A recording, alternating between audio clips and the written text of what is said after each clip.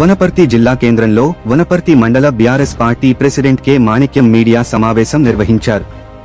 కార్యక్రమంలో BRS party Wanaparthy మండల president K మాణిక్యం మాట్లాడుతూ వనపర్తి మండలం సవాయిగూడెం గ్రామంలో ఓటర్ లిస్టులో అవకతవకలు ఉన్నాయని ప్రజావాణిలో 18-12-23-23-24-30-28-25 తేదీలలో 3 సార్లు కలెక్టర్కు ఒకసారి కలెక్టర్ ఆర్డీఓ పంచాయతీ సెక్రటరీలకు దరఖాస్తు చేశామని, ఇంతవరకు ఏ అధికారులు పూర్తి స్థాయిగా న్యాయం చేయలేదని ఆయన అన్నారు.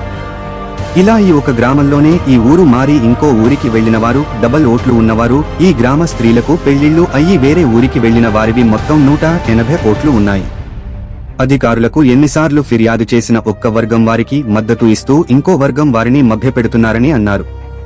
ఇట్టి విషయంపై జిల్లా కలెక్టర్ విచారణ చేసి ఎలక్షన్ ప్రజాస్వామ్యబద్ధంగా నడిపించాలని డిమాండ్ చేశారు.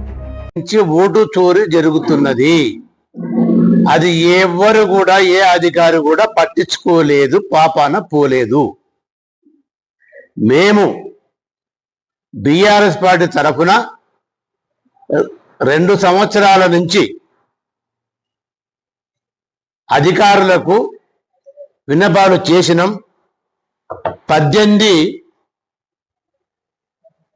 తారీఖు 12/2023 నుంచి కలెక్టర్లకు మేము వినతి పత్రాలు ఇవ్వడం జరుగుతుంది.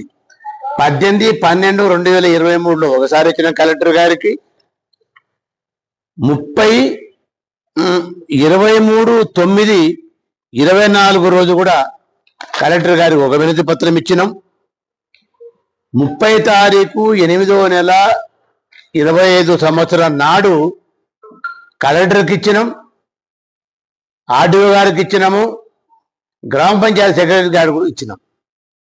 ఈ రకంగా 2 సంవత్సరాల నుంచి మేము పోరాటం చేస్తే దున్నపోతు మీద వానబడేట్లు వివరించారు తప్ప అధికారులు స్పందించలేదు. దానికి ఉదాహరణలు కొన్ని నేను చెప్తా.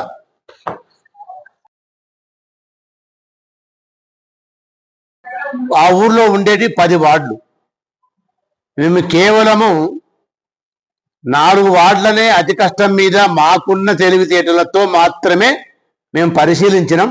అందులో 1వ వార్డు తీసుకుంటే 1.0 మొట్టమొదటి ఇంట్లో ఒక ఎస్సీ ఉంటాడు, ఒక ఎస్టీ ఉంటాడు, ఇంకో ఎస్టీ ఉంటాడు, ఇంకో ఓసీ ఉంటాడు.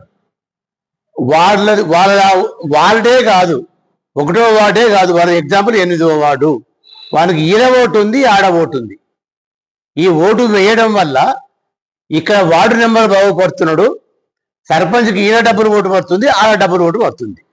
ఇట్లా మేము 4 వార్డులను విభజించి చూస్తే, మేము 4 వార్డులను మొత్తం 10 వార్డుల్లో 4 వార్డులను మేము విభజించితే 480 ఓట్లు సక్రమంగా జరగలేదు 4 వార్డుల్లో కలిసి. అంటే ఇంకా 6 వార్డుల్లో ఎన్ని ఉంటాయి? దీన్ని ఎవరు సక్రమంగా చేయాలి? వార్డులు ఎవరు కరెక్ట్ చేయాలి? ఒకటే వ్యక్తికి ఈ ఎగ్జాంపుల్ చెప్తే, ఇట్లా కులాల వైద్యగా, పేరు వైద్యగా, సీరియల్ నెంబర్ వైద్యగా మేము చేసినాం.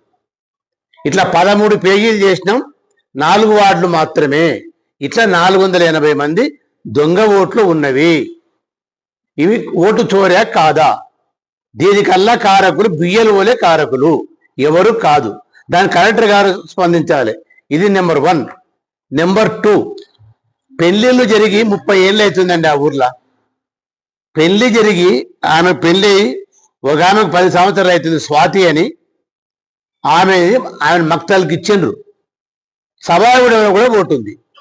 సభాయగూడెంలో ఈ నెంబర్ తీసినాము, ఎఫెక్ట్ నెంబర్ ఏమంటారు కదా, ఎపిక్ నెంబర్ సభాయగూడెంలో తీసినాము, ఎపిక్ నెంబర్ మక్తల్లో కూడా సాధించగలిగినాం. 2 ఊరులో ఒకటే పేరు, దానికి సాక్ష్యం ఇదే.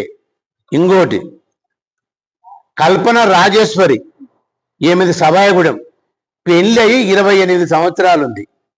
25 సంవత్సరాల నుంచి సవాయిలో ఓటేస్తుంది.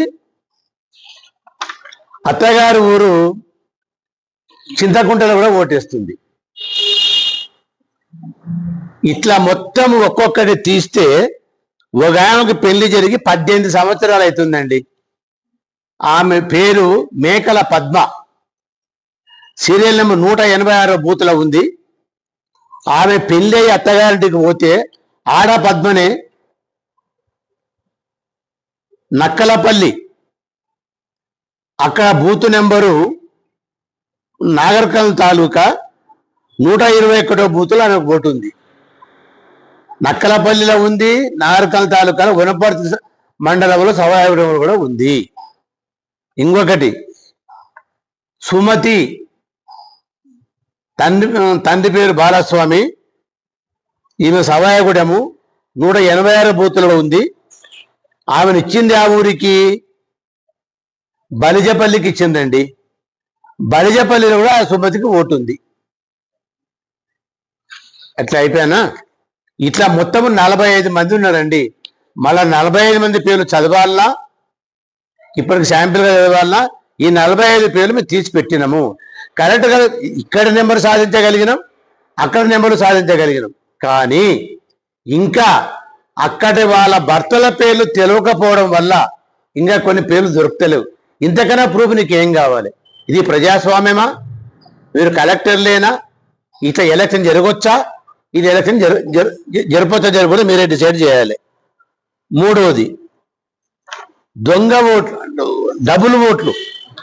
విచిత్రం ఏంటంటే డబుల్ ఓట్లు అదే ఊర్లో 45 మంది ఉన్నారండి. వాళ్ళ ఎఫెక్ట్ నెంబర్ ఆ వార్డు నెంబర్ ఇచ్చినాము, ఈ వార్డు నెంబర్ ఇచ్చినాం. 2 వార్డులో ఓటు వేస్తున్నాడు. ఈ 2 వార్డు ఓట్లు వేయడం వల్ల ఈ వార్డు నెంబర్ ఓటు పోతుంది. బిఆర్ఓ అనే పేరు ఇప్పటికీ ఉంది. బిఆర్ఓలు ఏం చేస్తున్నట్లు అధికారులు మభ్య పెడుతున్నారు. తహసీల్దార్ ఎంక్వైరీ పోని కళ్ళబొల్లి మాటలు చెప్పి వాపసు పంపడం, ఆర్డీఓ అవడం కళ్ళబొల్లి మాటలు చెప్పడం, ఆర్ఐ పోతే కూడా కళ్ళబొల్లి మాటలు చెప్పి వాపసు పంపడం తప్ప చర్య తీసుకోవడం లేదు, పేర్లు తీసేయడం లేదు.